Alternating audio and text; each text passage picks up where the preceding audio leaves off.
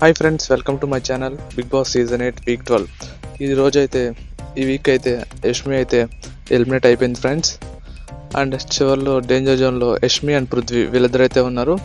And మనకి ముందుగా ప్రొమోలో చూపించినట్లయితే గౌతమ్ మీద అయితే ఫైర్ అయ్యారు థర్డ్ ఫార్మ్లో.